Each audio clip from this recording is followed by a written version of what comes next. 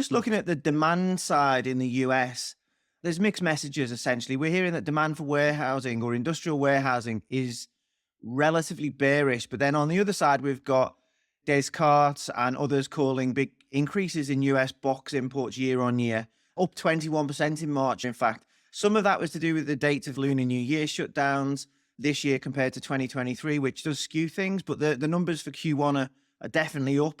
The Global Port Tracker report from the National Retailer Federation and Hackett's is predicting big year-on-year increases for most of this year, in fact. So what's going on certainly in the first half of this year? Are we seeing people shipping earlier? Or is this an economy performing better than most expected? Or are consumers just, they just can't stop spending? What's going on?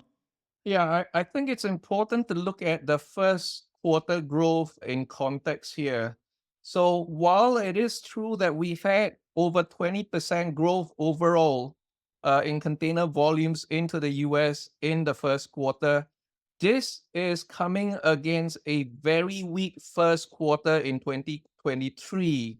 So the volumes this year is actually normalizing after that huge buildup of excess inventories that we saw back in 2022 and the subsequent destocking shock that we saw in the early part of 2023.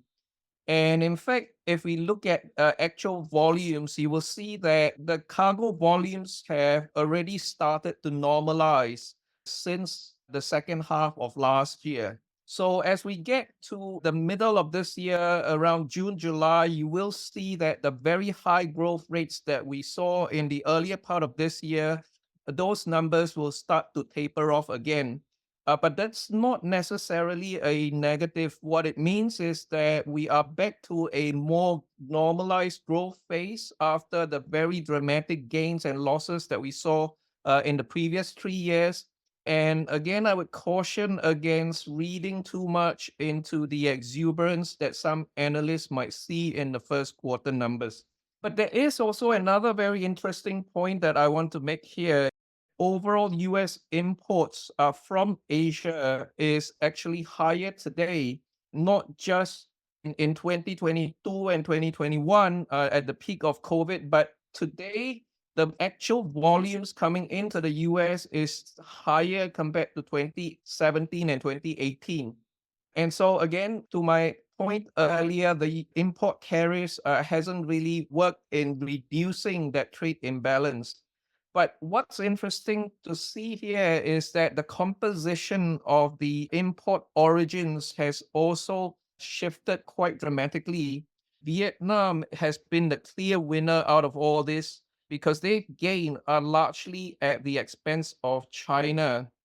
But outside of these two countries, outside of Vietnam and China, there really has been very little change in the share of the other main Asian export origins. So if you look at places like Indonesia, Thailand, Malaysia, even Bangladesh, you will see that these countries has not really gained very much at all from the US-China trade war. And also, I think it's interesting to have a quick word here on nearshoring, because even though the most recent data would suggest that Mexico has gained significantly in trade volumes with the US, I think that a large part of that is really Chinese origin cargo that's going through Mexico. And so, again, to my earlier point, I think that the trade tariffs that the US imposed has certainly also introduced a lot of distortions on the composition of the container trade. But in terms of actually achieving the results that it sets out to accomplish, I see very little evidence that they are actually working.